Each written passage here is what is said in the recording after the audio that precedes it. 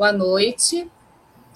Vamos dar continuidade ao nosso curso, ao módulo 3, hoje com o professor Almir Morgado, presidente emérito da ADERJ, da Associação de Diretores do Estado de Escolas Públicas do Estado do Rio de Janeiro, já é um conhecido de alguns diretores e diretoras, defensor dos direitos dos servidores públicos, e hoje uma aula bem importante do curso sobre servidores públicos, direitos e deveres.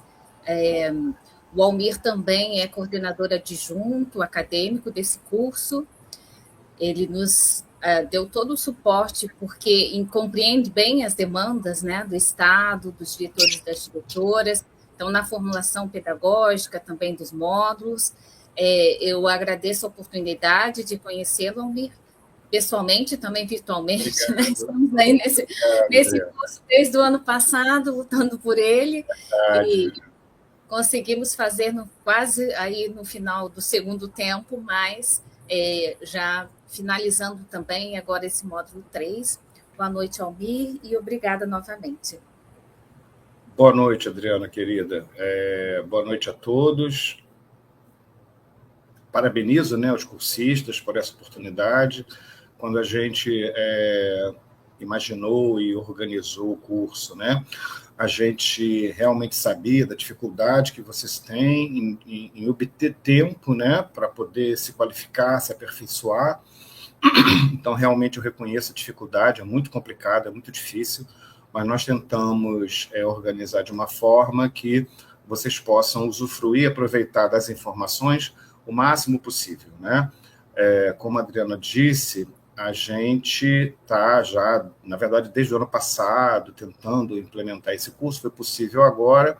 A ideia é que nós consigamos fazer esses cursos, né, daqui para frente, ou anualmente, ou a cada 2 anos, de forma a dar nossa contribuição para a capacitação de vocês, né? Porque, independentemente de um benefício legal qualquer que você tenha com o certificado, o objetivo realmente é qualificá-lo para o dia a dia, é qualificar vocês para o exercício da função no dia a dia da escola. Esse é o nosso objetivo. Dito isso, então, a nossa aula de hoje vai tratar da figura central, né, do serviço público, que é o servidor. Né? Serviço é uma atividade, essa atividade é desempenhada por uma pessoa, essa pessoa é o servidor. Então, independente de se tratar do médico, do professor, do policial, do juiz, seja lá quem for, todas essas pessoas, né, que são servidores em sentido lato, né, um lato sensu, em sentido amplo, né, elas é que prestam serviço. Então, na escola, do diretor até o professor, passando pela equipe técnico-administrativa, técnico-pedagógica, todos são servidores. Então, a gente precisa conhecer essa pessoa, saber de quem nós estamos falando, saber quais são as regras básicas que se aplicam a eles, para que a gente possa exercer a nossa função adequadamente. Lembrando que o diretor é o gestor daquela unidade, então ele é a chefia imediata. Ele precisa dominar, ele precisa conhecer as regras básicas da gerência de pessoal, da gestão de pessoal, né? E como se trata de servidor público, a gestão de pessoal no serviço público não é a mesma que ocorre na iniciativa privada, onde prevalece um regime jurídico de outra natureza, que é o regime seletista, enfim, né? Aqui não. Aqui nós temos um conjunto de regras extremamente peculiares que são exclusivamente aplicadas aos servidores. Então, antes até de nós começarmos propriamente, é importante vocês terem essa noção. Tá? Existem regras gerais que são aplicadas a todos os servidores e existem regras específicas que são aplicadas a cada uma das categorias de servidores. Então, você tem regras gerais previstas na Constituição Federal e na Constituição Estadual, no nosso caso, né, na SERJ, e você tem abaixo desses 2 documentos, abaixo das 2 constituições, as regras específicas aplicadas às categorias. Aí você tem regras específicas aplicadas aos professores, que é o nosso caso, aos policiais, e por aí vai. Então, a gente parte justamente do geral até chegar no particular. Para isso, a gente disponibilizou aí, a Adriana vai colocar aí depois para vocês, na área de aluno, né? Além do material que a gente está usando agora, algumas legislações, principalmente a Constituição Federal, na parte que trata do servidor, a Constituição Estadual, porque lá existem muitas regras específicas que são necessárias que a gente conheça. Depois, o Estatuto e Regulamento, né? O Estatuto do Servidor Público Civil do Rio de Janeiro e o seu regulamento. E eu ainda coloquei também o Código de Ética Pública do Servidor Estadual, coloquei também a Lei do Temporário, coloquei uns modelos lá de conversão de férias em pecúnia, que é um assunto que a gente vai tratar hoje, que é importante, que está na moda, né? Então, esse material, é bom que vocês se apropriem dele depois com calma. Ah, eu tenho que ficar lendo tudo? Precisa, né? Pode ler um pedaço agora, um assunto depois. Na dúvida, você vai consultar. Mas é importante que vocês conheçam primeiro a existência e depois o teor, né, desses documentos. Sem você conhecer esses documentos, fica muito difícil a gestão de pessoal. Ah, mas não tem o manual do agente de pessoal? Tem. É um documento extremamente útil, né? Inclusive, existem outros documentos que algumas regionais, alguns manuais, né? Alguns FAQs que as regionais disponibilizam, isso também é útil, né? Você também pode se apropriar deles. Mas, assim, com a minha experiência, eu acho fundamental que você tenha essa noção geral e essa noção geral também sobre as regras específicas, que é para você poder tratar bem da gestão de pessoa dentro da unidade. Tá? Não é apenas porque isso faz parte da sua função. Você está lidando com direitos dos colegas, a vida funcional dos colegas. Isso, então, é muito importante.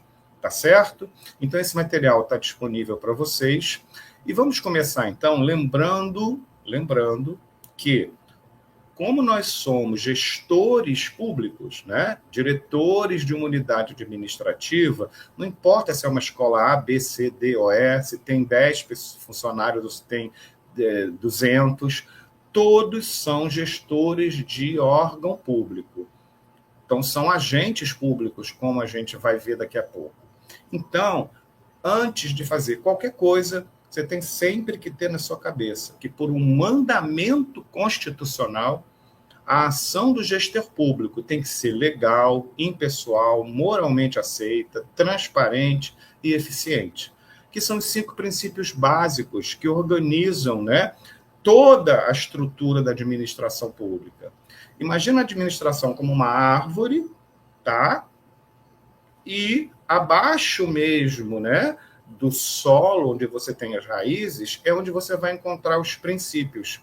Aliás, a própria palavra princípio já significa isso. Princípio significa o quê? Da onde tudo vem. O início, a base, o fundamento. Tá? Então, antes de qualquer ação, você tem que lembrar, mas tem previsão legal para isso? A lei autoriza. Os nossos colegas da ADERJ vivem me fazendo essa pergunta de forma errada, equivocada. Vira e mexe, eles perguntam lá, onde é que está proibido isso? Não é isso que você pergunta. Para você cumprir o princípio da legalidade, você tem que perguntar aonde está permitido isso, e nunca onde está proibido. Onde está proibido é um princípio aplicável ao direito privado.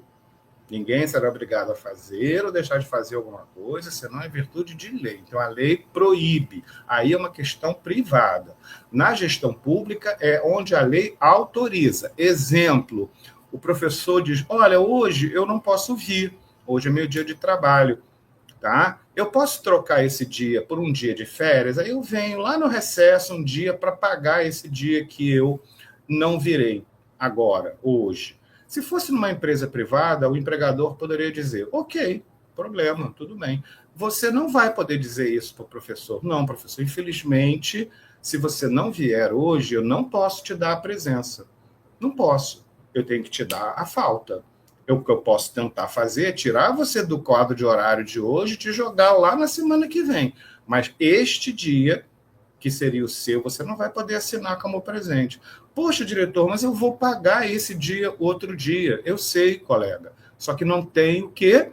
Previsão legal para eu te dar presença num dia que você não está na escola, mesmo que você compense. Até porque não tem previsão legal de compensação de horários no âmbito da SEDUC, não existe.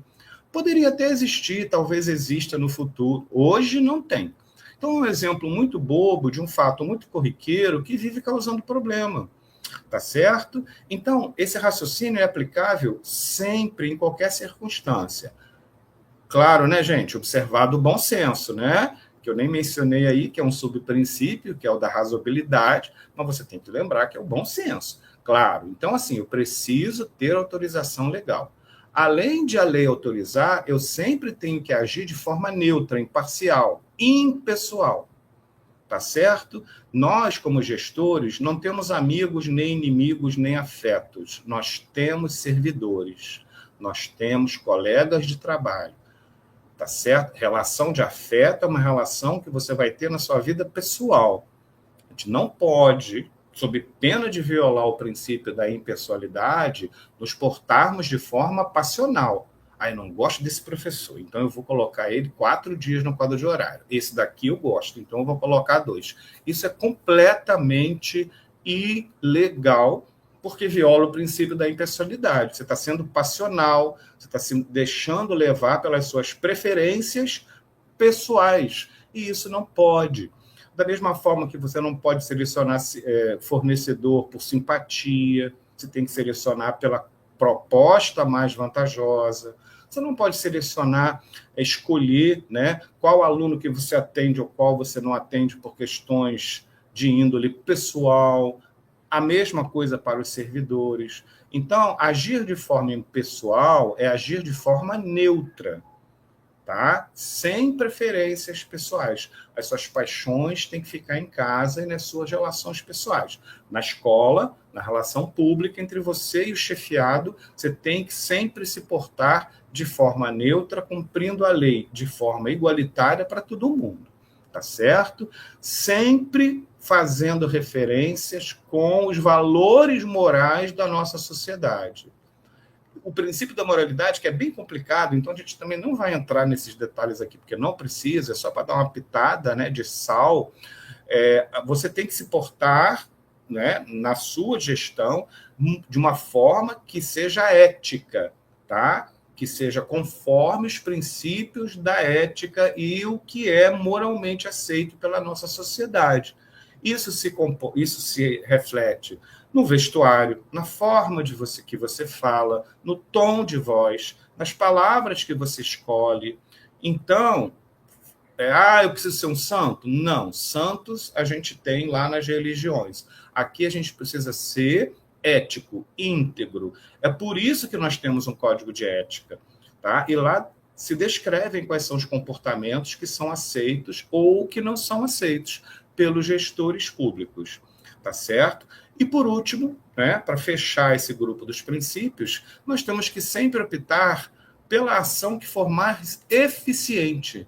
Em qualquer coisa que você faça com a gestão patrimonial, financeira da escola, você sempre vai ter que lembrar que você precisa obter o que você precisa pelo menor custo, com o menor dispêndio financeiro e com o maior resultado útil ou prático possível. Isso é que é ser eficiente, né? Existem várias maneiras de você obter determinado resultado.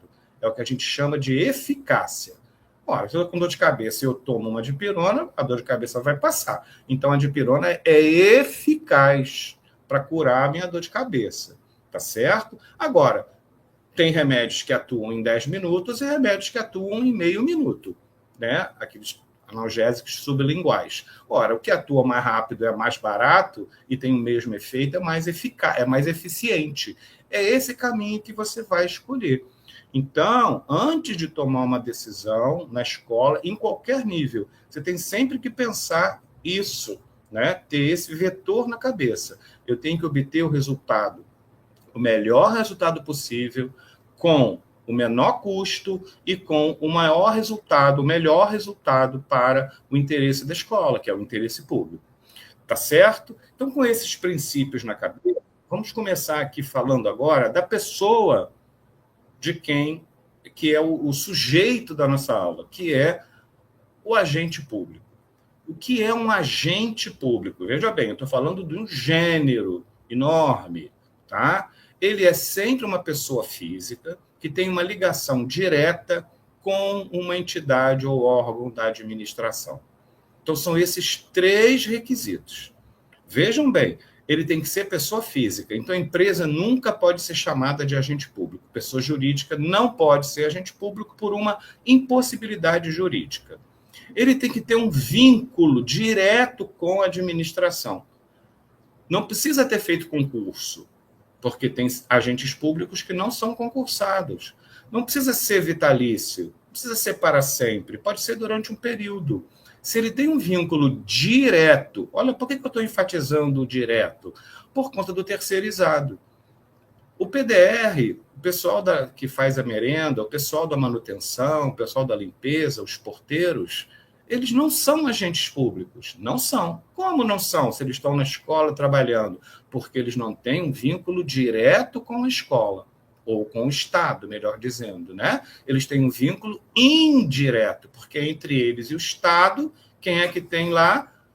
A prestadora de serviço, que é a pessoa intermediária, né? Que é um exemplo típico de terceirização. Então, por isso que você não pode tratar o terceirizado igual você trata o professor. Eu digo tratar do ponto de vista legal, né? Porque o terceirizado não é agente público. Por que não é? Porque o vínculo dele não é direto para com a administração. Ele é um prestador de serviço, um empregado de uma empresa terceirizada. Quem é contratado é a empresa. Como a empresa é pessoa jurídica, ela não pode ser agente público. Correto?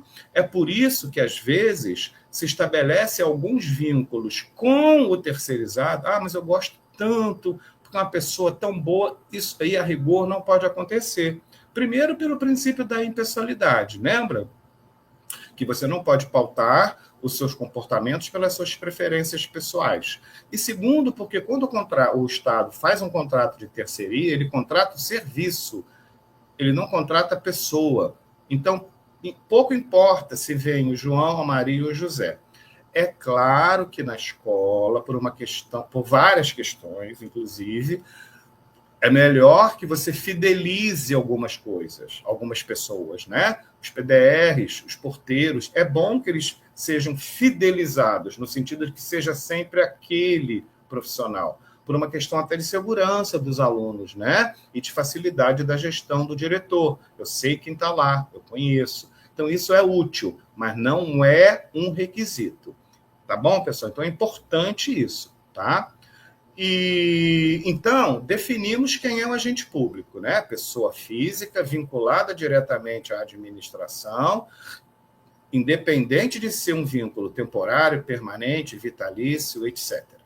Dentro do gênero agente público, nós temos os agentes administrativos, que é uma subespécie ou um subgênero do grupão agente público. Porque lá no grupão agente público inclui-se desde o presidente da República até o guarda de trânsito, tá? Aqui já separei um pouco, estou falando de quem? Dos agentes administrativos, que a gente chama popularmente de servidor público. Então, são servidores aqueles que têm um vínculo estatutário, aqueles que nós chamamos, eu sou estatutário. Por quê? Porque a sua relação é baseada numa lei chamada estatuto. Você tem os servidores seletistas, que são os contratados, não é mais comum aqui no Rio de Janeiro, né? Nas escolas a gente não tem mais servidor seletista, nós tínhamos nos anos 80, nos anos 90, eu mesmo, na minha época, todo mundo entrava como seletista, depois você era efetivado, como se chamava antigamente, né? Você virava estatutário. Hoje em dia, por conta do RJU, do Regime Jurídico Único, isso não é mais permitido. Então, todo o pessoal da escola é estatutário ou temporário. Ué, temporário não é seletista? Não. Seletista é quem tem um contrato de trabalho, carteira assinada, regida pela CLT, que é própria das entidades privadas. O servidor temporário, que nós conhecemos como professor contratado, o professor contratado é o temporário, ele não é seletista. Ele é um professor contratado temporariamente, como nós vamos ver daqui a pouco, inclusive com uma lei específica sobre o tema. Tá? Então, resumindo, agente administrativo é uma espécie, né, uma subdivisão de agente público, que, por sua vez, compreende 3 modalidades de servidor: o servidor propriamente dito, ou estatutário, o CLT e o temporário. CLT nós não temos exemplo na escola, tá? Temporário nós temos e o estatutário também nós temos. Só que o estatutário, você tem aqueles que são chamados de servidores estatutários efetivos, que são aqueles concursados, e aqueles que são chamados de servidores estatutários comissionados, que são, por exemplo, os superintendentes, os subsecretários, a própria secretária, são servidores em comissão ou em confiança, que também são estatutários, mas são diferentes dos efetivos. Tudo bem? Continuando. Vamos ver agora esse grupo, ó, esse grupo. Servidor público em sentido amplo, né? Que compreende aquelas 3 espécies: os estatutários, os seletistas e os temporários. Os estatutários, né, que podem ser efetivos ou em comissão, a legislação que se lhes aplica é o Estatuto dos Servidores. Os seletistas, que são aqueles que eu falei que nós não temos mais exemplos, né, são regidos pela CLT. Então, esses também não interessam para a gente, porque nós não vamos lidar com eles. E os temporários? Os temporários são contratados com base numa legislação especial, específica, que vai estabelecer quais são as garantias, os direitos e deveres. Como eles não são estatutários, eles não são legalmente tratados iguais se trata o professor concursado, o professor efetivo. A legislação é diferente, tá? O salário é igual, é parcialmente igual, né? O vencimento é igual, porque ele não tem triênio, etc. As funções são iguais, mas a natureza jurídica é diferente, tá certo? Esse temporário só pode ser contratado por necessidade excepcional e temporária de interesse público. Ou seja, qual é o pressuposto? Olha, as aulas começam em fevereiro, eu estou agora em janeiro, em dezembro, e eu não tenho professor de física para começar o ano. Por que eu não tenho? Porque não teve concurso, porque o concurso não terminou, porque teve concurso, mas tinha 1.000 vagas e só passou 200, então eu tenho 800 vagas. Dá tempo de eu fazer um outro concurso de dezembro para colocar o professor na sala de aula em fevereiro? Não dá. Opa, então está justificada a contratação temporária de um professor, que é um exemplo mais conhecido de contratação temporária que nós temos. Não é o único, né? A gente pode contratar temporariamente no IBGE, a gente pode contratar médico temporariamente por conta de uma calamidade pública, tudo bem?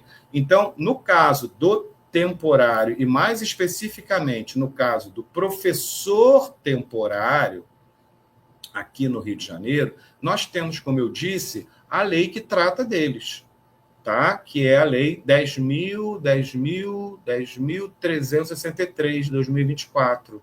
Tá? Essa legislação estadual é a lei da contratação do temporário. É importante que você tenha ela na escola, porque, com certeza, ou você tem algum professor contratado, ou você terá, tá? E é importante que você se aproprie dessa legislação, tá ok? Justamente para quê? Para não lançar, não conceder benefícios ou negar benefícios que esse professor contratado tem ou não tem. Eu sei que no dia a dia da escola a gente nem lembra que o professor de matemática é contratado. A gente, né, aquele burburinho, aquela confusão, a gente até passa por cima disso. E isso às vezes causa problema. Tá certo? Ah, mas o temporário tem matrícula. Claro, gente, ele tem que ter. A matrícula, ou o ID, é o número de identificação do servidor perante o sistema informatizado. Isso não significa que ele é um professor permanente. Tanto que o código, a numeração de matrícula dele é diferente, tá? Do professor efetivo. Então, guardem essa lei aí, tá? Esse slide que fala do tema 612 do Supremo é só uma informação ad latere, né? uma informação colateral, que é para vocês saberem que, infelizmente, nós aqui no Rio de Janeiro já tivemos casos de contratação temporária que foi declarado ilegal porque não era o caso de temporário. Para variar, nós tivemos caso de temporário que ficou aí 8 anos, deu um rolo danado. Não pode. Ora, porque isso é temporário 8 anos? Não pode, né? Então, hoje a legislação, que é a Lei 10.363, ela permite que o cara seja contratado por 2 anos, tá? Permitindo mais uma contratação por 2 anos. Então, você não pode ultrapassar esse período. Ah, eu vou ter que ficar olhando isso? É bom que fique, tá? Então, você precisa, como fiscal de contrato, saber que o prazo do contrato temporário está findando. Caso a regional não sinalize, você precisa sinalizar. Tá ok? Então, são 2 anos ou 24 meses, dependendo, claro, do mês que ele entre, tá? Prorrogáveis por mais 24 meses.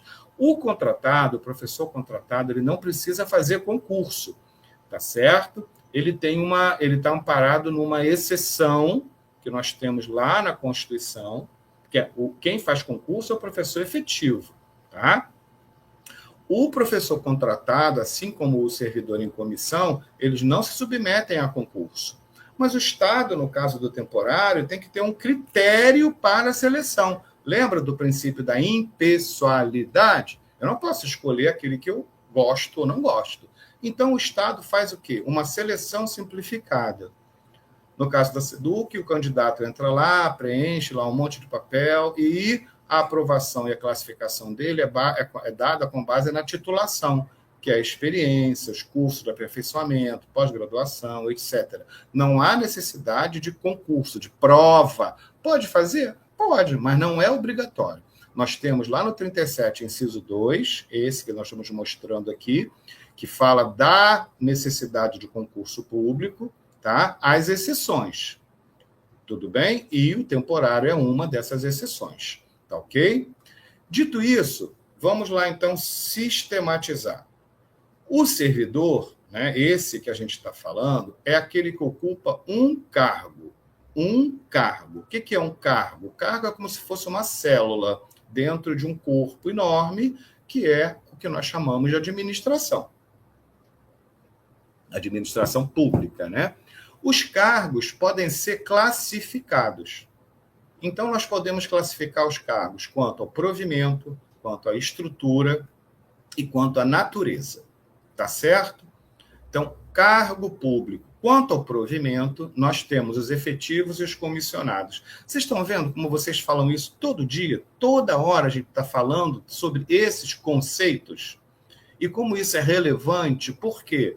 Porque isso vai se refletir na hora que você vai preencher o MCF, na hora que você vai montar um processo de enquadramento do servidor, na hora que você mesmo vai ver se seu contra-cheque está certo, porque isso é fundamental, tá certo? Então, não são conceitos vagos, vazios, nada disso. São coisas extremamente úteis e práticas, tanto que a gente fala todo dia nisso. O meu cargo é de provimento efetivo, ou seja, eu sou um professor concursado que tem o cargo ou de professor docente 1 ou de professor docente 2, que está em extinção, na estrutura da Secretaria de Educação, para o qual eu fiz concurso. Por isso que eu sou efetivo. Ah, não, eu sou um superintendente. Superintendente, diretor regional administrativo, diretor regional pedagógico, são cargos em comissão. Veja bem, mas o meu DRA ele também tem cargo de professor. Olha a palavra, também. Sim, por acaso. Poderia não ter. Eu posso colocar na superintendência alguém que não tenha cargo efetivo? Pode, não é proibido. Na SEDUC, normalmente, quase que como regra geral, todo o pessoal de regional e o pessoal de até o segundo escalão, tá? Até a superintendente, DG, também são professores ou também são titulares de cargos efetivos, tá? Agora, isso não é uma exigência, porque o cargo em comissão ele é de livre escolha da secretária, assim como o dela própria, que também é em comissão, é de livre escolha do governador. Certo? Então, cargo efetivo é aquele para o qual eu fiz concurso e após 3 anos eu vou adquirir estabilidade. Cargo em comissão é aquele pelo qual fui selecionado e fico enquanto deixarem, enquanto quiserem. É da natureza do cargo em comissão. Por isso que você, às vezes, abre o DO e está lá, exonerou o secretário, exonerou o superintendente, exonerou o DRA, o DRP. Por que que pode simplesmente exonerar com uma canetada? Porque é da natureza do cargo em provimento de comissão ser exonerado ad nutum, ou seja, a qualquer momento, sem explicação. Tudo bem? A segunda noção que a gente precisa ter é a classificação dos cargos quanto à estrutura. Aí nós temos isolados e de carreira. Por exemplo, o cargo efetivo de professor docente 1 é um cargo de carreira, dividido em 2 classes, né? Classe C e classe D. E em 6 referências, 3, 4, 5, 6, 7, 8 e 9. Isso é que é o cargo de carreira, ó. É o que é escalonado em escadinha. Então, o professor docente 1, quando faz concurso, logo que ele passa, ele é posicionado na classe C, no nível 3, que é o nível e a classe de ingresso. Se ele não tiver pós-graduação, ele vai continuar na classe C e a cada 5 anos ele sobe um degrau. Referência 3, 5 anos, referência 4, 5 anos, referência 5, 6, 7 e 8. Acabou a carreira. Dali ele vai para a aposentadoria. Se esse professor docente 1 que entrou agora, na classe C, referência 3, tiver pós-graduação, mestrado, lato sensu, mestrado, doutorado, ele vai poder passar, depois de um tempinho, para a classe D de dado. Aí, na classe D, a escadinha não começa na 3, começa na 4. Aí ele vai 4, 5, 6, 7, 8 e 9, que é o último degrau da escadinha da classe de professor docente 1. Então, olha só, eu estou falando da estrutura do cargo, neste caso de carreira. Então, vê como isso é importante. Por quê? Porque isso reflete no seu contra-cheque. Então, se você é professor docente 1, classe C, você vai chegar até a referência 8. Dali para frente, você não sobe mais. Você pode ficar lá até 75 anos, mas você não tem mais degrau para subir. Ao contrário, se você faz concurso para docente 1, né, e vai entrar sempre na classe de ingresso, que é a classe C, referência 3, mas você depois faz uma pós, lato ou stricto sensu, você pode pedir enquadramento, tá ok? E você passa para a classe D de dado. Aí você ganha uma referência, ou seja, você vai chegar na D9, que é o último degrau da carreira de professor docente 1. Tá ok? Todo mundo está sabendo que aqui no Rio de Janeiro, por uma questão do governador não cumprir adequadamente a legislação e não pagar integralmente o piso, essa questão dos degraus ficou meio confusa, né? Como vocês estão sabendo. Aliás, só para reforçar, o ministro Zanin, ele deve julgar deve julgar não, ele deve apresentar o voto dele sobre a ação que o CEP entrou, que muita gente entrou, inclusive a DRGE, é amigo da corte, está assistindo lá, sobre a questão da obrigatoriedade do piso salarial, tá? Ele deve começar a partir de amanhã, dia 12. Então, se nós ganharmos, a nossa carreira vai voltar ao que é o normal, tá? 3, 4, 5, 6, 7, 8, 9 degraus, e a diferença de vencimento entre um e outro de 12%. Isso não está acontecendo, infelizmente, vamos torcer para que aconteça. Tudo bem? E além da questão da estrutura, nós temos também a classificação dos cargos quanto à sua natureza. No caso aí, os cargos podem ser técnicos, científicos ou artísticos, no caso dos cargos efetivos, tudo bem? Então, professor é um cargo de nível técnico. Cientista lá da Universidade Federal, da UERJ, sei lá da onde, ele tem um cargo de natureza científica. Tá? O pianista do Teatro Municipal tem um cargo de natureza artística. Tudo bem? E os cargos em comissão podem ser de chefia ou de assessoramento, dependendo aí de qual eu estou tratando, tá ok? Então, você tem assessor 1, assessor 2, subsecretário, você tem DG, diretor-geral, superintendente, DRP, diretor regional pedagógico, diretor regional administrativo. Todos esses cargos são cargos de direção, de chefia ou de assessoramento. É o que nós conhecíamos como DAS, né? DAS, Direção e Assessoria Superior, né? São cargos tipicamente em comissão. Tudo bem? Para o caso dos cargos efetivos, sempre tem que fazer concurso. Se tiver alguém que tem cargo efetivo sem concurso, a nomeação é ilegal. Não tem jeito. Tá? Tem que fazer, é obrigatório. Para os cargos em comissão, é o contrário. Não pode fazer concurso. Não tem como fazer concurso. É proibido, porque a natureza do cargo em comissão exige que ele seja escolhido de forma livre. Tudo bem? Eu coloquei só aqui os vitalícios, porque é uma outra classificação, que é o caso dos juízes e ministros de tribunal, mas esses não têm relevância para a gente. Tá? Esses, como vocês sabem, são indicados também, não fazem concurso, mas esses não têm importância, não. Só porque faz parte da classificação, aí eu coloquei aí. Tudo bem?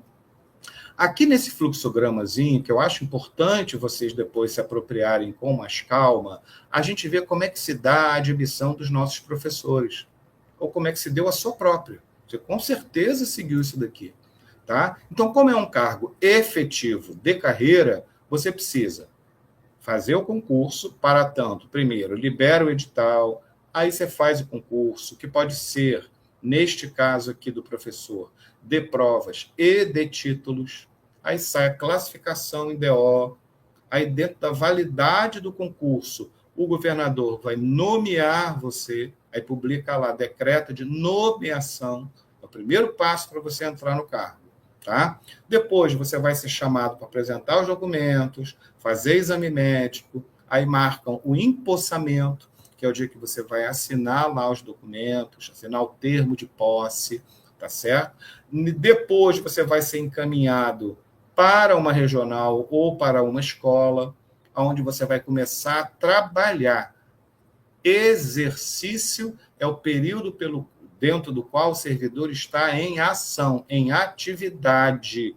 Tá? Vejam que o exercício só começa quando você se apresenta na sua unidade, com o memorando. Opa, diretor, acabei de ser contratado. Eles falam contratado, mas está errado, porque eles não são contratados. Né? O efetivo aqui, ele não tem um contrato. Eu acabei de ser admitido, estou me apresentando aqui. Você vai dar boas-vindas para ele, abrir a pastinha funcional dele, ver o horário, e ele começa a trabalhar. Este é o dia do início do exercício. É a partir daí que se conta o tempo de serviço, é a partir daí que se conta os efeitos financeiros, ou seja, é a partir daí que ele vai começar a receber, tá ok? Então, ó, nomeação, posse e exercício é uma tríade essencial. Isso se chama investidura. É isso que é investidura. Ele está investido no cargo, porque ele foi nomeado, empossado e entrou em exercício. Entrou em exercício, como ele tem um cargo efetivo, daqui a 3 anos ele vai adquirir estabilidade. Então, vejam que durante esses 36 meses, ele não é estável. Então, ele não tem os direitos decorrentes da estabilidade. Ele tem os direitos decorrentes da efetividade.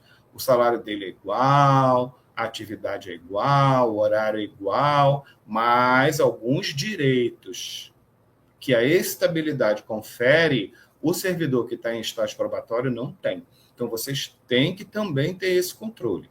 O estágio probatório de professor na SEDUC é feito assim de forma, né, meia boca, tá ok?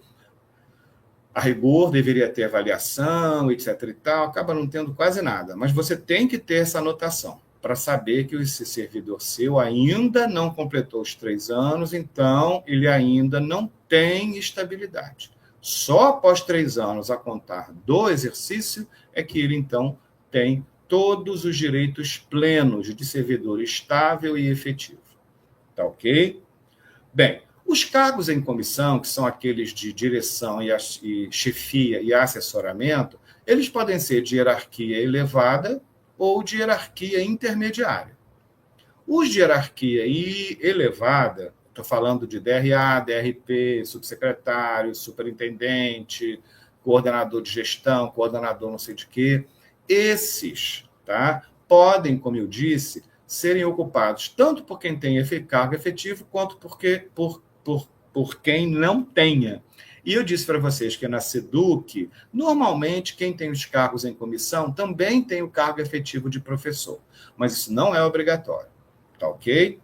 Bem, mas além dos cargos em comissão, você tem também atividades de direção, chefia e assessoramento de nível intermediário, que são as chamadas funções de confiança. Opa, olha aqui onde está o diretor.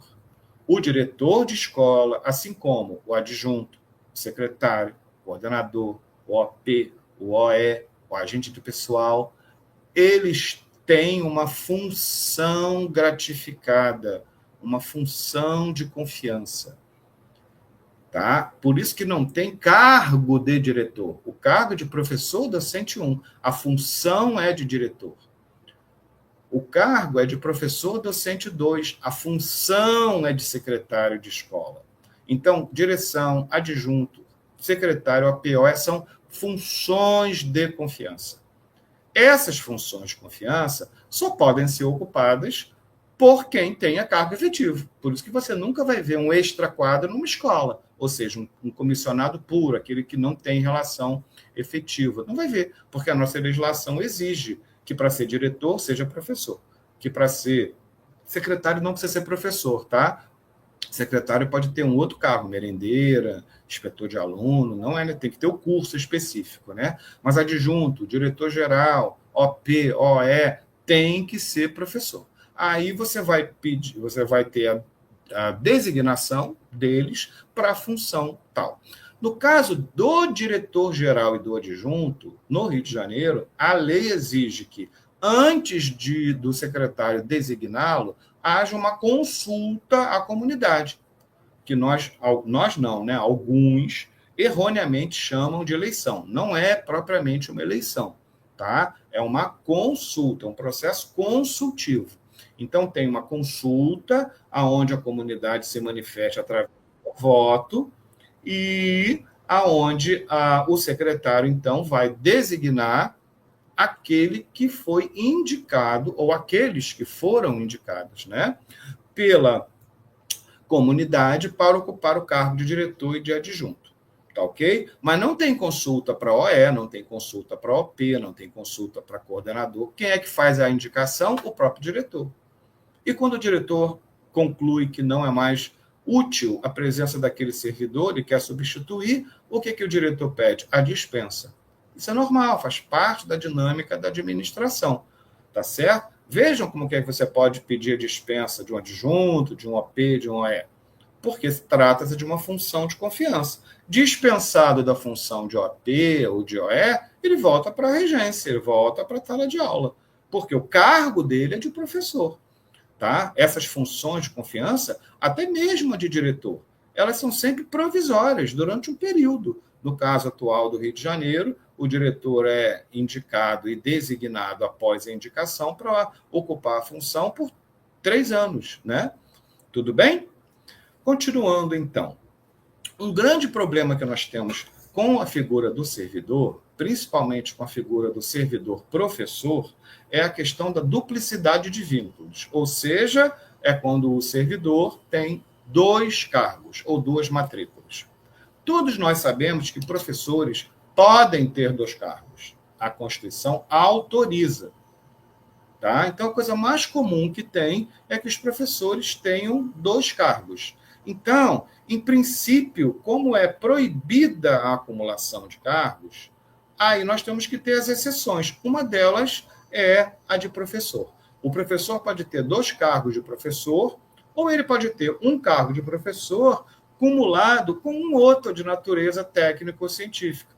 Um dia desse, um associado me perguntou ali, professor Almir, é possível que o professor tenha um cargo de, acho que era inspetor de polícia civil? Eu falei, é permitido. Por quê? Porque ele tem um cargo de professor com o outro de técnico, ou científico, no caso é técnico, que é inspetor de polícia. Então, é permitido. Tá? Não é qualquer outro cargo. Tá? Isso vai ter que ser analisado no caso concreto. Tudo bem? Inclusive, está tendo, né, vai haver uma alteração agora na Constituição para permitir que o professor acumule com qualquer outro cargo.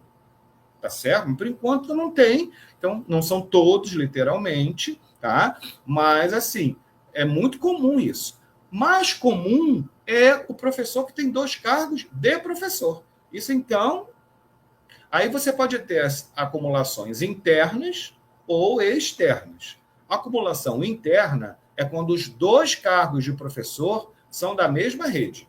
Então, no nosso caso aqui, eu tenho 2 matrículas na SEDUC, então é acumulação interna. Eu tenho uma matrícula na SEDUC e outra no município do Rio, de Niterói, de Maricá, aí acumulação externa. O que é importante saber nesse espaço de tempo reduzido que a gente tem? Que, mesmo sendo 2 de professor, tem que ter compatibilidade de horário. Não pode haver sobreposição de jornada. Se tiver, não vai dar certo. Por quê? Porque quando você tem 2 cargos, você tem que ter o processo de acumulação, que é um reconhecimento. A administração está dizendo, opa, beleza, você pode ter os 2 cargos. Se você tiver 2 cargos e não tiver esse processo de acumulação, você precisa fazê-lo com urgência, senão você não se aposenta, vai dar problema com o imposto de renda, vai dar um monte de problema na sua vida. E quando você vai montar o processo de acumulação, você tem que ter horário compatível. É verdade que tem que, somar das 2 jornadas, não pode passar de 65 horas semanais? Não, não é verdade. Isso não se aplica mais. Isso aplicou-se até 5 anos atrás. Agora não precisa mais. O que você precisa é distribuir na semana a jornada do cargo A com a jornada do cargo B, de forma que não haja superposição de jornada. Tudo bem? Aí, pessoal, no âmbito, isso é muito complexo, tem muitos problemas e muitos detalhes, tá? Eu estou realmente assim passando, né, as informações básicas para vocês, mas qualquer detalhe sobre casos concretos, a gente está sempre na associação resolvendo esse tipo de problema, tá? Por quê? Porque hoje tem muitos diretores que têm 2 matrículas e tem por conta da função que ele tem que trabalhar 40 horas na direção, e tem muitos diretores que são diretores e têm um outro cargo de 30 horas, tá ok? Então, ele tem 40 no cargo e na função de diretor, mais 30 no outro. Muitos podem acumular na mesma escola, então dá problema na hora de distribuir o horário, porque tem que aparecer 70 horas na declaração de horário. Como assim? 40 da função de diretor, mais 30 do cargo de professor docente. Mesmo que você não dê aula. Para o processo de acumulação, passar lá na Casa Civil, não é a SEDUC que vê isso. A SEDUC só monta o processo, ela tem que mandar para a Casa Civil, é a Casa Civil que analisa todos os casos de acumulação e eles vão olhar minuto por minuto. Então, precisa preencher o quadro de horário com muita atenção nestes casos. Tranquilo? Bem, então, para finalizar, passados 3 anos, resolvi a questão se tem um cargo ou 2, montei o processo de acumulação, lembrando que se você tiver, na hora que você faz o segundo concurso e vai ser investido no segundo cargo, você tem que declarar lá que você tem ou não tem outro cargo, tá? Se você disser que não, que tem, você tem que montar o processo de acumulação. Eles vão te dar a posse enquanto o processo tramita, mas você tem que montar. Você não pode dizer que não tem e isso ser uma inverdade, porque isso dá problema. Tudo bem? Toda hora aí se detecta acumulação irregular não declarada. Isso dá problema, você pode perder o cargo. Os 2, tá? Mesmo sendo estável. Por quê? Porque a estabilidade não significa que você não possa perder o cargo nunca, tá? Significa que é mais difícil. Só pode perder o cargo ou por sentença de juiz, ou por processo disciplinar na corregedoria, ou por contenção de gastos, que nós não temos exemplo ainda no Brasil, ou por avaliação de desempenho, que nós também ainda não temos, mas que talvez venhamos a ter com a reforma administrativa. Tá? Fora disso, você não pode ser simplesmente exonerado, assim como os comissionados são. Tá certo? Então, a estabilidade é algo importante, mas ela não significa um escudo para qualquer situação. Tá? Bem, dito isso, essa noção geral sobre quem é o servidor, a questão do direito à estabilidade, a questão do direito à acumulação, a diferença entre efetivo e comissionado, vamos agora falar sobre os principais pontos de interesse do gestor-diretor. Aquilo que acontece quase todo dia na escola e que ele precisa ter uma ideia, tá? Bem, toda hora o professor, diretor, preciso trocar de escola. Diretor, preciso sair daqui. Diretor, preciso ir para lá. Bem, quando um servidor se movimenta, quando um professor se movimenta na administração pública, nós chamamos essa movimentação de remoção. Mas a SEDUC chama remanejamento, eu sei.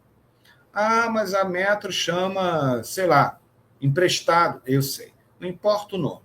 O nome é remoção. Movimento de servidor é remoção, tá? A não ser que ele peça para trabalhar, tá, para o município. Me empresta para o município de Itaguaí, aí é cessão, que é o empréstimo de servidor. Aqui não fala emprestar pessoa, né? Empresta-se coisas. Servidor a gente cede. Mas aqui, trocou de escola é remoção. Tudo bem? Normalmente, via de regra, é muito raro a remoção de ofício na SEDUC. De ofício é porque é a administração que faz, não é o servidor que pede. Mas é possível. Um dos casos mais conhecidos é quando você sobra no quadro de horários. Agora vai mudar a matriz, vai ser um horror. Vai faltar muito professor de algumas disciplinas e vai sobrar. Ora, se o servidor não tem como trabalhar, como desempenhar o seu trabalho naquela unidade, ele tem que ser remanejado, ele tem que ser movimentado, ele tem que ser removido.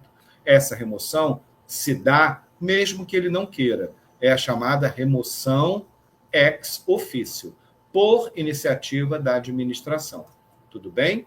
Agora, normalmente, a remoção, como eu falei para vocês, né, que aqui normalmente nós chamamos de remanejamento, né, de relotação, de movimentação, que é o código 01, né, e o código 31, entrada e saída da unidade, né, lá no MCF, ela se faz a pedido.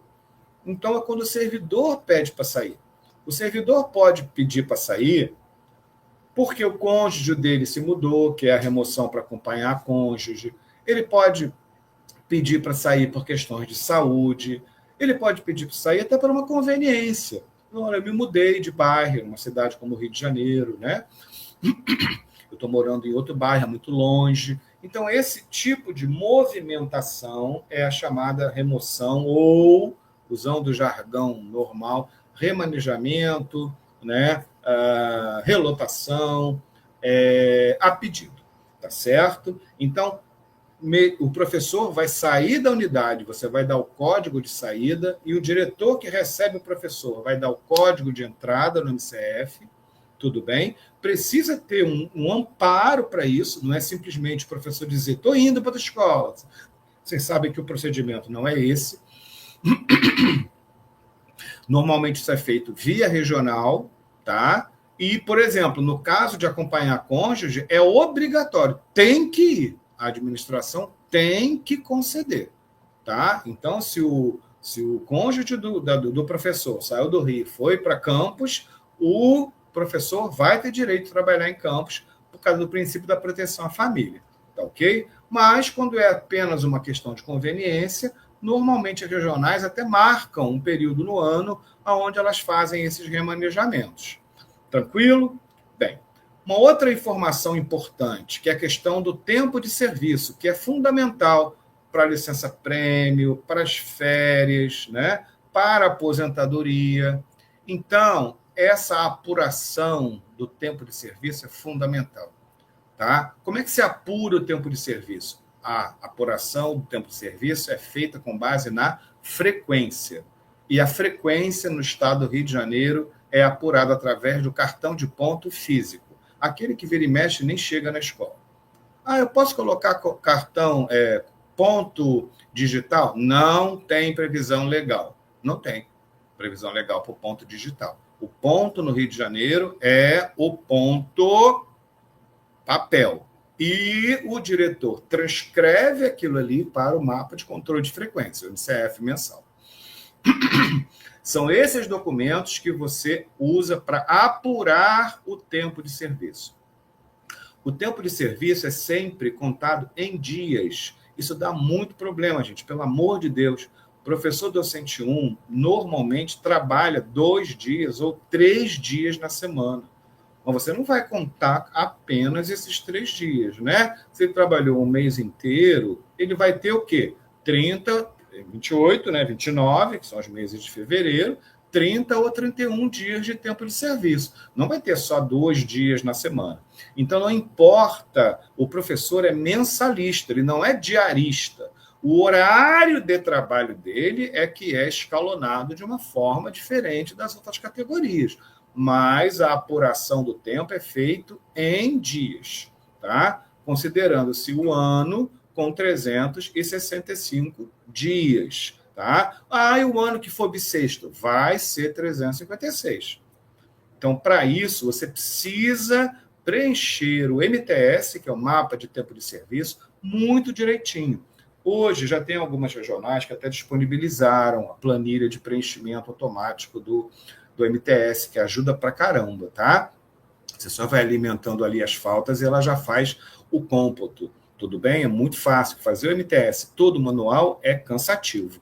Então, depois, se alguém tiver interesse, manda um recado para nós, um e-mail, ou entre em contato, que a gente também pode disponibilizar esse documento do Excel. Tudo bem?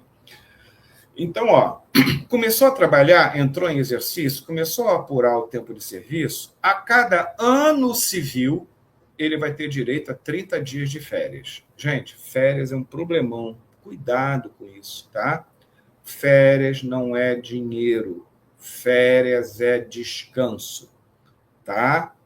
Você não tem 14 salários no ano, vencimentos no ano. Você tem 13.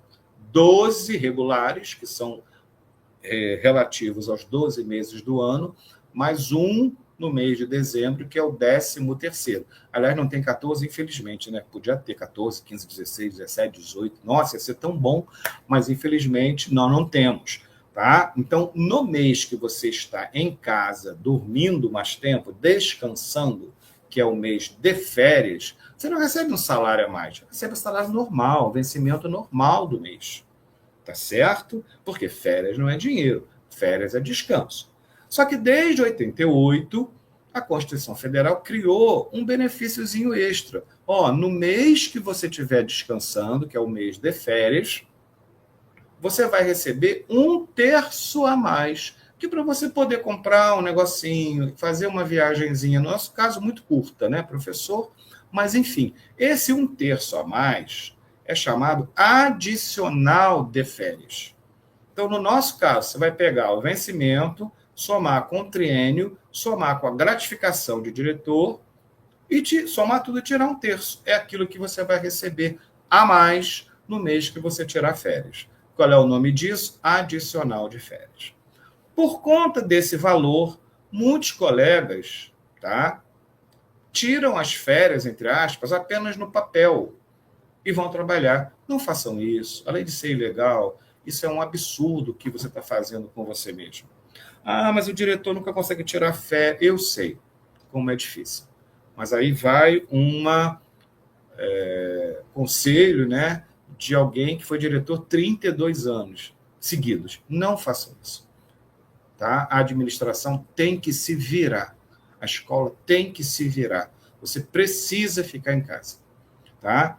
várias questões óbvias. A principal delas é você esfriar sua cabeça. Então, não façam isso. Primeiro, porque é ilegal. E segundo, porque é uma violência para com você mesmo. Então, tudo bem? O diretor, como ele tem uma função de chefia, a lei permite que a regional parcele as férias.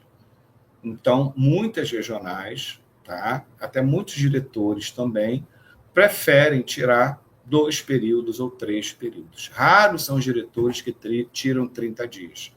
Infelizmente, a maioria deles pede para parcelar só para poder receber 1/3 e depois larga o resíduo de férias para lá. Isso é horrível e agora deu um problema danado. Por quê? Porque veio uma ordem de que quem tinha férias acumuladas não ia poder tirar a primeira parcela das férias do ano, enquanto não regularizasse o período passado. Por quê? Porque a lei só permite, que você acumule 2 períodos de férias. 2. Não pode acumular 10. Tem gente aí com 150 dias de férias acumuladas. Olha o problema. Então, tentem regularizar isso. Tá? O diretor vai poder tirar pelo menos 10 dias em 2026 para receber 1/3. Vai ficar com saldo de 20 e precisa chegar com o CGP e resolver todo o remanescente de férias que o diretor tem para tirar. Precisa fazer isso. Tudo bem?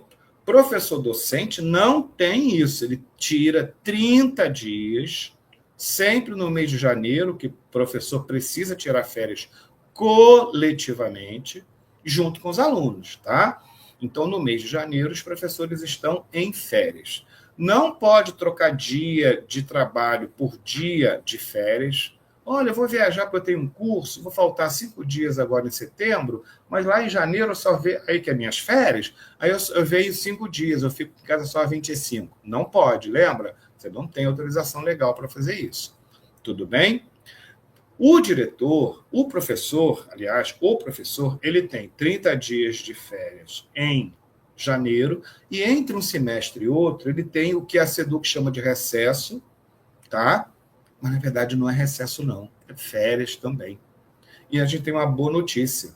O Estado acabou de reconhecer, numa ação judicial, que isso é férias. Do professor docente. Diretor, não. Diretor são só 30, tá? Diretor e todo mundo que é extra classe. Mas o docente são 30 mais 15. Então, se não é recesso, é férias, tem que pagar o 1/3 sobre os 15 dias. Então, essa notícia eu recebi ontem.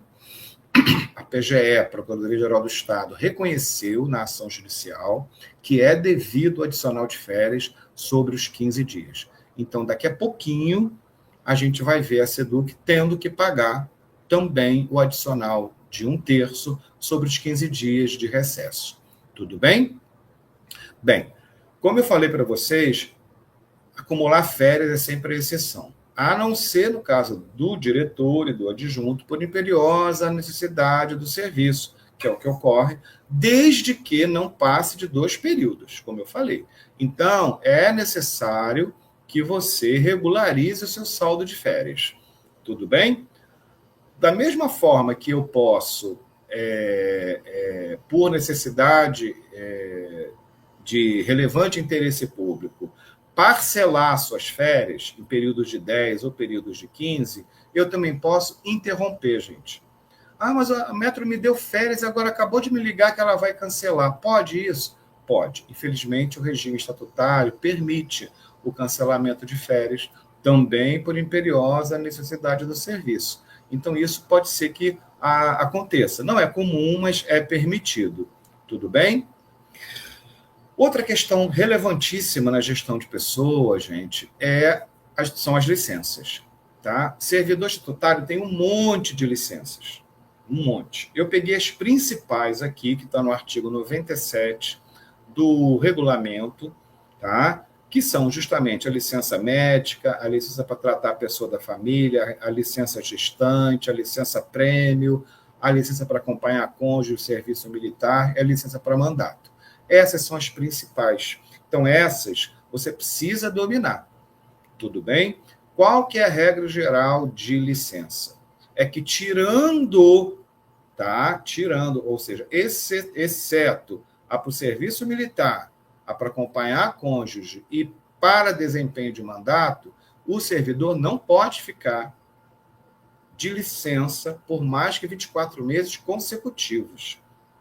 Então, por exemplo, licença médica. Ele tirou BIM, todo mês ele está de BIM, BIM, BIM. No 24º mês, na verdade a regional tinha que estar controlando isso, mas você também pode fazê-lo, você tem que notificar. Opa, completou 24 meses.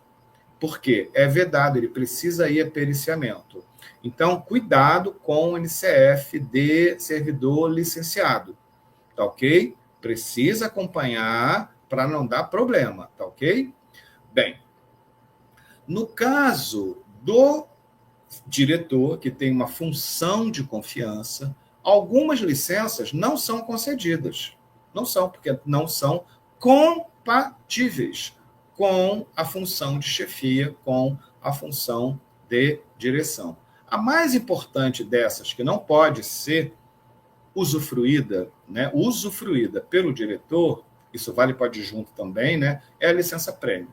Como assim? Eu não vou ter licença-prêmio? Você vai poder adquirir o direito, mas você não vai poder usufruir a licença-prêmio, enquanto você estiver na função de direção ou de direção adjunta.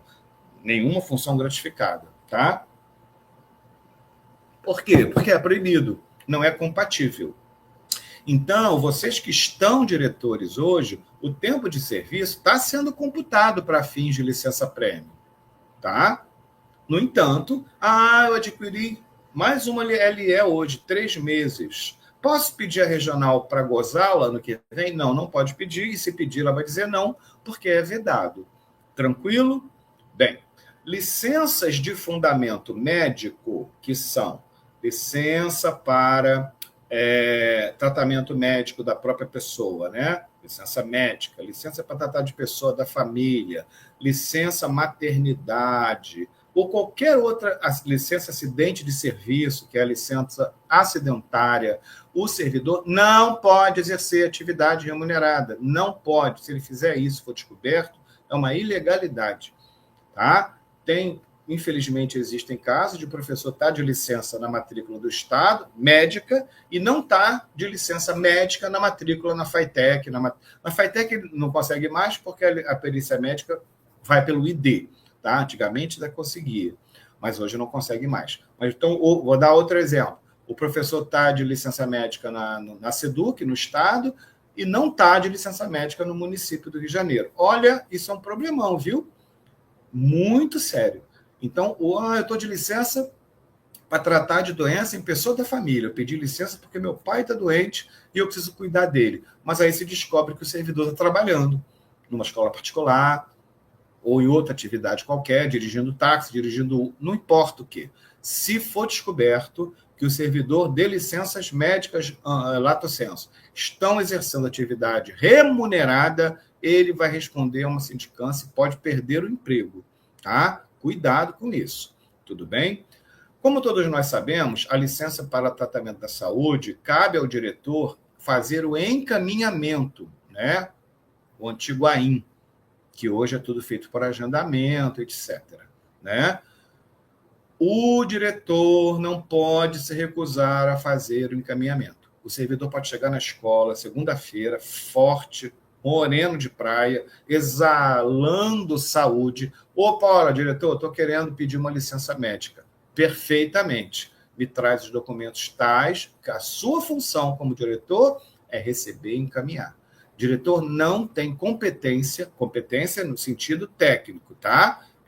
Competência não significa aqui conhecimento, significa poderes para dar ou negar licença médica. Ele tem que encaminhar. Se o perito disser, esse professor precisa ficar em casa 100 dias, acabou. Você não tem o que discutir. Então, cabe à chefia promover a apresentação, não emitir juízo de valor. Tudo bem? A partir daí, você vai lançar os códigos. Licença médica inicial com alta, sem alta ou prorrogação, até o dia que ele tiver alta. Pelo amor de Deus. Ah, diretor, eu estou me sentindo muito bem, eu estou de licença até o dia 30, mas eu quero voltar a trabalhar hoje. Não pode. Não deixem. Não pode. Isso dá um rolo danado. Tá ok? A mesma coisa se a licença é sem alta, ele tem que voltar à perícia para receber a alta. Você tem que ficar olhando isso. Tá certo? Só se a perícia expedir um BIM, né, com licença, com alta, é que findou o prazo, ele volta a trabalhar. Tranquilo? Então, cuidado com isso. Nós tivemos muitos problemas com isso. Tá ok? Bem, se o servidor, como eu falei, ficar 24 meses seguidos de licença médica, ele tem que ir para uma junta médica, obrigatoriamente, que vai avaliar a necessidade de aposentá-lo por invalidez. Tá? Precisa também ficar olhando isso. Se ficou 24 meses seguidos, tá, de licença médica, vai precisar convocar uma junta para que ele, então, seja avaliado e, se for o caso, seja aposentado por invalidez. Tá ok? No caso do servidor, isso é muito raro, é muito complicado, espero que isso não aconteça com vocês, tá? Apresente-se para trabalhar visivelmente perturbado por problemas psiquiátricos ou com uma doença infecto-contagiosa grave e que ele não peça o encaminhamento, né, a licença médica, o que raramente vai acontecer, você vai ter um pipinão para resolver, tá? Porque, a rigor, você pode determinar que ele compareça de ofício à perícia. Mas isso hoje é quase considerado uma situação violenta, agressiva. Então, vamos torcer para que isso não aconteça. Se acontecer, vamos torcer para que você possa contornar, convencer o colega, né, aí pedir a licença médica, mas isso é um problema sério, tá? Principalmente com problemas de natureza psiquiátrica, né? Bem, o que acontece? Quando a doença, né, a incapacidade física ou psicológica, né, do professor foi derivada de um acidente de serviço ou de uma doença profissional, você precisa ter anotação deste evento. Existe um documento que pouca gente usa, mas existe, que é o CAT, Comunicação de Acidente de Trabalho. Isso é importante. O professor saiu da escola para ir ao banheiro, tropeçou na escada, rolou, quebrou a perna. Vai entrar de licença médica? Sim, mas isso é um acidente em serviço. Tá? É o chamado acidente em serviço próprio, que é aquele que ocorre dentro do trabalho ou durante o trabalho. Nós também temos o acidente em serviço impróprio, que é aquele que ocorre na ida para o trabalho ou na volta dele. Eu tive um caso prático desse. Uma professora minha estava saindo do metrô, indo para a escola no dia de trabalho dela, pouco tempo antes de entrar, e ela tropeçou na saída do metrô, tá? E caiu, e torceu o pulso e machucou o tornozelo. Tá? Ligou para a escola, vou para o hospital, parará. Depois pediu a licença médica, ficou sem poder mexer com o pulso e com o pé, mas eu coloquei no BIM e anotei na ficha dela que ela sofreu o acidente vindo para a escola. Por quê? Porque se ela fica incapaz permanentemente e vai ser aposentada por invalidez, essa anotação é fundamental, porque a invalidez em decorrência do acidente de trabalho, ela é paga, a aposentadoria, com valor maior do que a invalidez sem ser por acidente de trabalho. Então, isso é muito importante para o seu professor e para a sua vida própria mesmo, né? Inclusive a agressão, que é uma coisa que, infelizmente, nós temos muito aí, né? Vai que a agressão causa... Agressão física, né, gente? Que eu estou falando, que, infelizmente, ocorre. Quase todo dia nós temos esses eventos na escola. Até hoje que eu tenho notícias são, tirando esses casos de tiroteio em escola, invasão, esses casos trágicos, a maioria dos exemplos que a gente conhece são de agressões leves, mas infelizmente pode ter uma agressão severa que provoque uma incapacidade permanente. Isso é considerado também acidente de trabalho. Precisa estar anotado isso, tá ok? Aí, como eu falei, é o acidente in itinere, né? Indo para a escola ou voltando da escola. Assim como a chamada doença profissional. O que é uma doença profissional? É aquela que tem uma relação de causalidade com o que você faz. Aliás, gente, cá para nós, né? Eu acho que tudo que é professor docente hoje, e tudo que é diretor, e todo mundo que está em escola hoje tem algum grau de perturbação psicológica, né? Isso é decorrente de quê? Do trabalho desgastante, do perigo, das poucas condições. Então, se um perito disser, não, o professor ficou com a mão paralisada em função de escrever no quadro, lembra disso? Era aquela antiga lesão de esforço repetitivo, é muito comum. A garganta, a voz, os professores perdem a voz, os diretores ficam doidos, né? Ficam malucos de tanto trabalho, tanto problema. Isso pode ser caracterizado como uma doença profissional. Mas quem fará isso é um médico, é um perito. É ele que vai dizer, ele que vai declarar se a incapacidade é ou não é decorrente de acidente ou de doença profissional. Tudo bem? O que é importante, enquanto gestor, é que você faça o registro disso. Tá ok? Bem, a licença para tratamento de saúde, ela é sempre paga com vencimento e vantagem integral. Então, o servidor não perde dinheiro quando está de licença médica. Assim como a licença para gestante, a licença prêmio, tudo isso é pago com vencimentos integrais. O que não significa que ele vai receber o mesmo valor. Vencimentos é a soma do vencimento básico com parcela permanente. Então, assim, ajuda de custo, perdão, aquele valor que o professor recebe, né? Auxílio alimentação e auxílio transporte, isso ele não vai receber, porque isso não faz parte dos vencimentos. São parcelas para o trabalho. Então, essas ele não vai receber, mas as demais ele recebe normalmente. Tudo bem? Bem, o servidor do Estado do Rio ele pode ficar até 24 meses de licença para tratar de doença em pessoa da família. Isso é um direito do servidor, é a licença do artigo 117. Então, se o servidor tem um ascendente, né, pai, mãe, avó, descendente, filhos e netos, colaterais, irmãos, tá? Até o segundo grau, além do cônjuge, que ele precise estar presente o tempo inteiro para cuidar do doente familiar, ele pode solicitar uma licença do artigo 117 para tratar de doença em pessoa da família. É claro que tem requisitos, não é qualquer parente, tá? Quando é filho e pais, não tem maiores problemas, mas quando é um parente um pouco mais distante, tem que comprovar a dependência econômica, mas quando é para cuidar de filho, cuidar do cônjuge ou cuidar do pai ou da mãe, tá? Ela é praticamente só levar o atestado médico da pessoa que o perito do Estado concede. Tudo bem? E essa licença, que ela pode ser até por 24 meses, tá? Mas nos primeiros 12 meses, o servidor recebe proventos integrais, não perde nada. Se ele quiser ficar mais 12 meses, aí ele vai receber só 2/3, ele vai perder um pouquinho.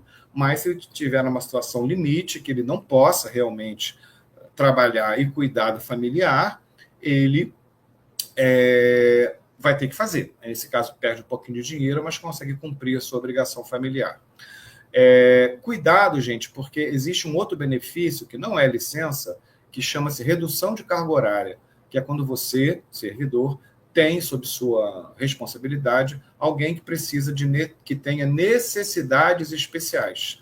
Pode ser um filho, pode ser o pai, sua mãe, tá? Normalmente se pede esse benefício quando se tem um filho, né, portador de necessidade especial. Aí você pode pedir redução de carga horária. Nesta licença, você não trabalha nada, só que ela tem limite de 2 anos, né? Na redução de carga horária, você trabalha, só que trabalha a metade da sua carga, com manutenção do vencimento integral.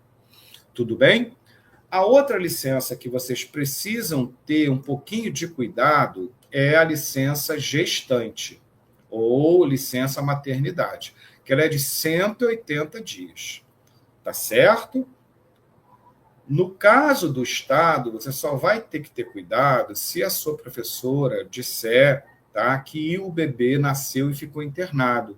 Porque, neste caso, a Constituição Estadual permite que o início dos 180 dias seja postergado até o dia que o bebê sair da UTI.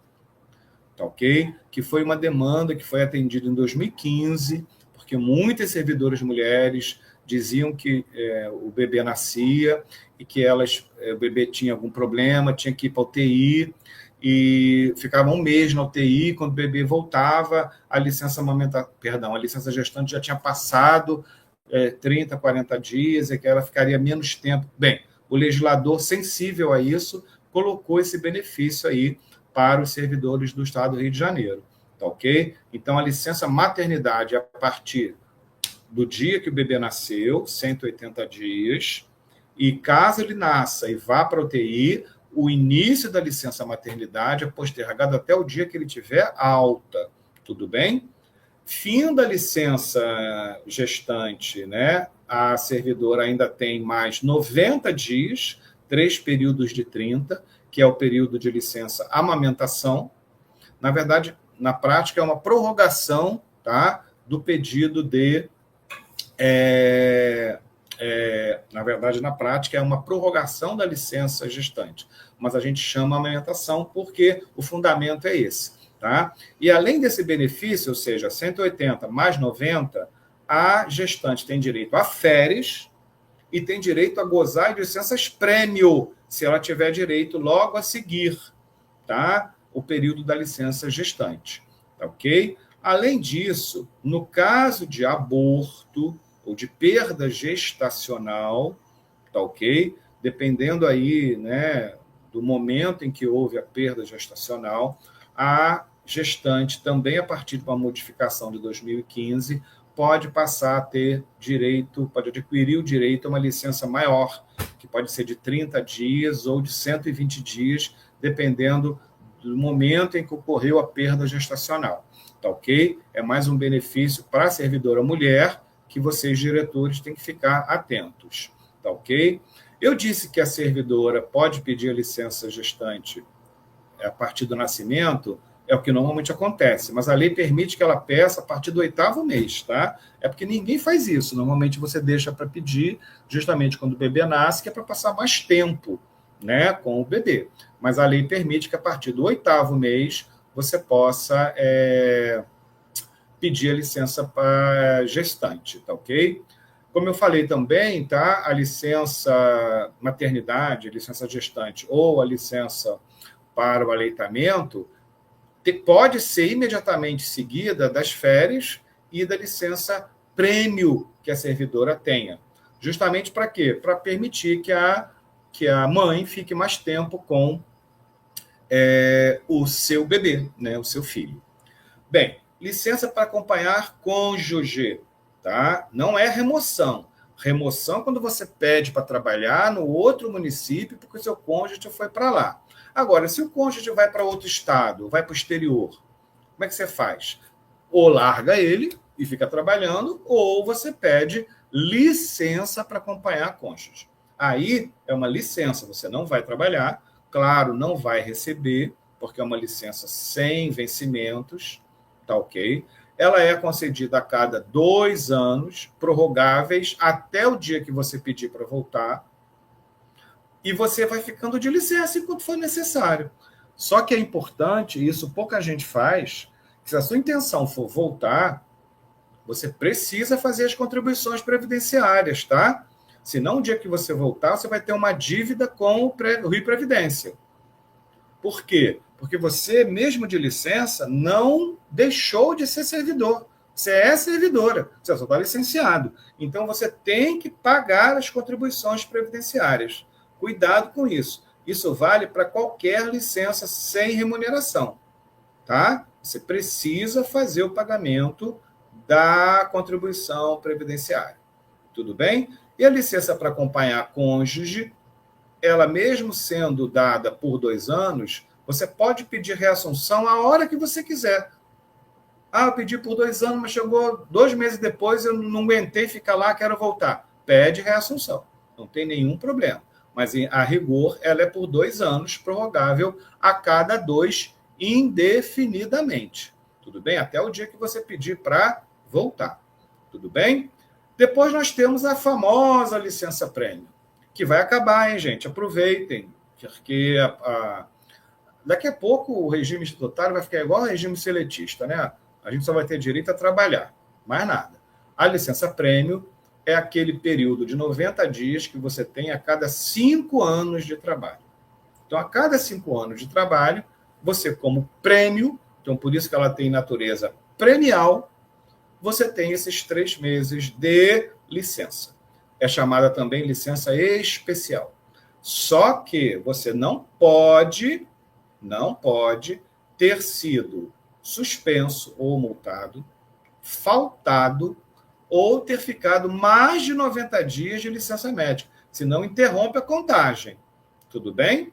Tem que ter cuidado. Por isso que se você der uma falta a um servidor, o servidor completa 5 anos amanhã, aí hoje ele faltou e você lançou a falta, o que está certo. O que vai acontecer? Vai interromper o cômputo da licença-prêmio, vai zerar, vai começar a contar do zero. Ou seja, por causa de uma falta no último dia ou no penúltimo dia, ele perdeu 3 meses em casa. Perdeu. Infelizmente, não tem o que fazer. Tudo bem? A licença-prêmio, ela, para o diretor, como eu falei lá, né, atrás, ele adquire, mas ele não pode usufruir, né? Porque enquanto ele estiver na função de diretor, ele não pode usufruir da licença-prêmio, mas ele adquire. Então, o dia que ele sair da direção, ele pode usufruir. Então, por exemplo, eu tenho 2 períodos de licença-prêmio, então 90 mais 90, eu tenho, cada período de 3 meses, né, 90 dias, então 90 mais 90, eu tenho 180, é isso? 180 dias de licença-prêmio. Perfeito, usufrui. E se ele se aposentar? E se não tiver como usufruir? Hoje é permitido que, naqueles casos onde não foi possível a fruição, o gozo da licença-prêmio, você, depois de se aposentar, pode pedir a conversão da licença-prêmio em dinheiro, em pecúnia. A mesma coisa com as férias, tá? Por isso que eu botei o modelo de requerimento desse benefício. Então, tem muito diretor aí que ficou muito tempo na direção e acabou não usufruindo da licença-prêmio. Ele, assim, só que isso só pode ser pedido, gente, depois que ele se aposentar. Ele pode pedir a conversão da licença especial, da licença-prêmio, em pecúnia. Tá ok? Neste caso, ele vai receber e a SEDUC está pagando, tá? Não está demorando muito. É que tem gente que, só na justiça. Antigamente era só na justiça.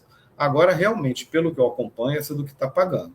Alguns casos mais rapidamente, outros casos mais lentamente, mas ela está fazendo o pagamento, sim. Isso também, se não pagar, você entra na justiça. Isso é o típico exemplo de causa ganha. A licença-prêmio, ela não prescreve. Então, eu nunca tirei licença-prêmio. Hoje eu tenho 32 anos. Problema. Vai adquiri-las todas e pode gozá-las todas agora ou pedir a conversão em pecúnia. Tudo bem? Se você tiver 2 cargos, a licença-prêmio é computada separadamente em função de cada um deles. Não junta tudo e perde, não. Tá ok? É tudo separadinho.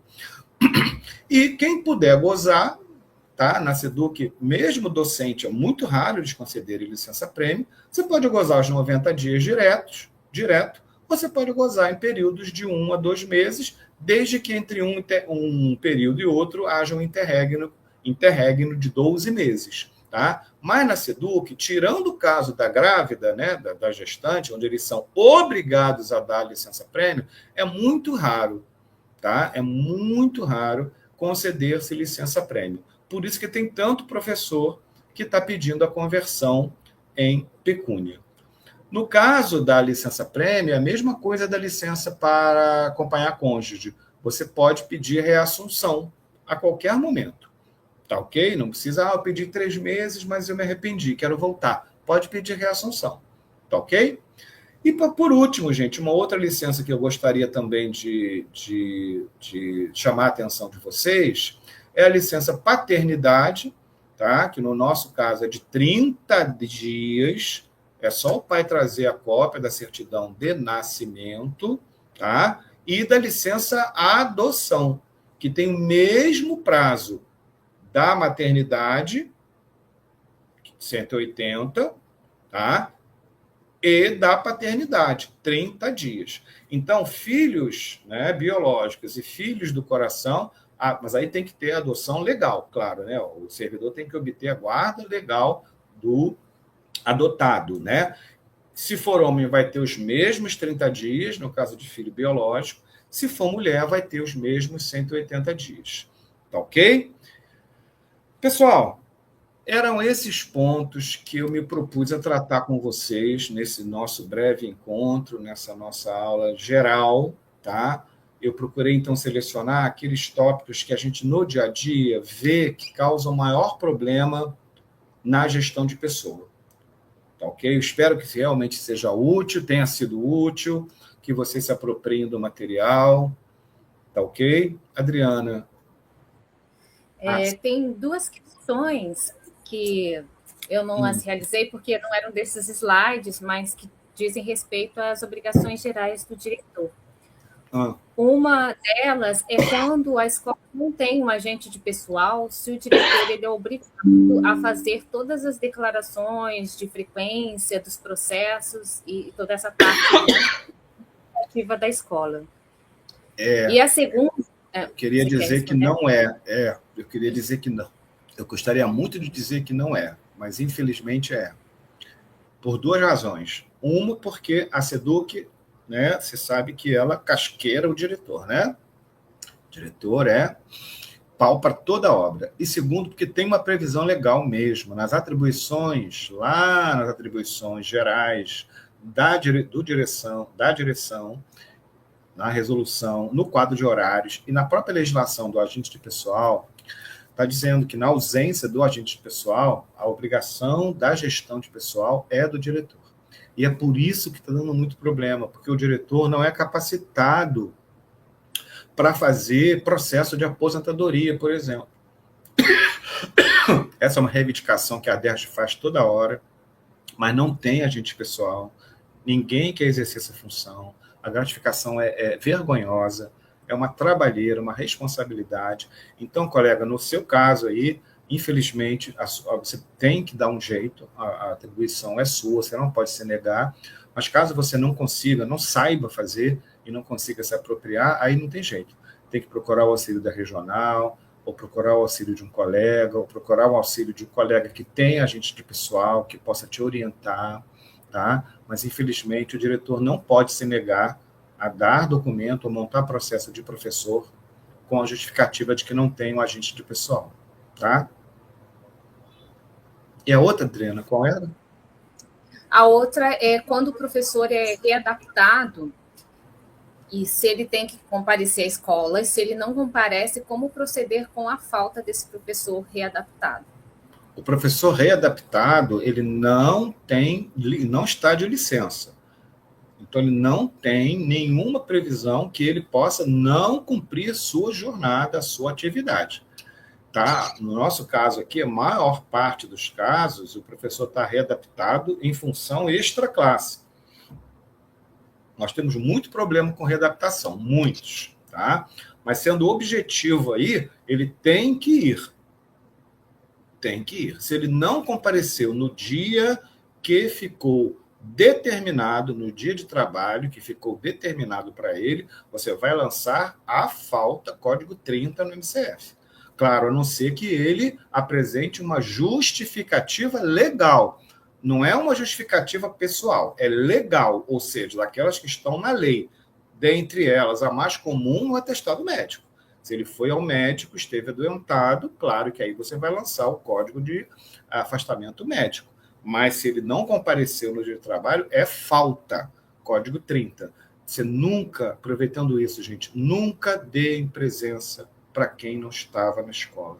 Isso é crime de falsidade, tá? Porque o ponto MCF são documentos oficiais. Se você disser que o cara estava lá, ele mata alguém na rua e diz, não matei não, porque eu estava na escola.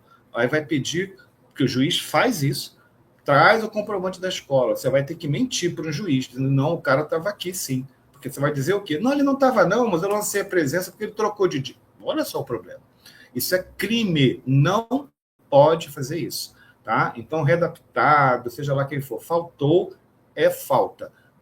Cada um tem que assumir as consequências das suas opções, gente. O professor é um profissional maior de idade, de nível superior, então ele tem plena consciência e capacidade e condições de assumir as consequências das escolhas que ele faz. Se ele escolheu não trabalhar, faltou, sem nenhum problema, tá? Foram essas as duas perguntas. Perfeito. Mas só agradecimentos pela aula e pela excelente exposição, né? E também informações. Eu que agradeço, né, a paciência de vocês, porque nós passamos do tempo, mas é muita coisa, né, são muitos assuntos e cada um é um universo, mas eu espero que tenha sido útil. Tá? Muito obrigado, pessoal, uma boa noite para vocês, um bom descanso. Adriana, muito obrigado pela sua companhia, pela sua paciência, pela sua coordenação também. Tá? E ano que vem, esperamos que a gente tenha novamente, ou no próximo, a continuação desse nosso projeto de capacitar os colegas. Obrigada, uma boa noite a todos e todas, e até o nosso próximo encontro. Amém. Boa noite para todos.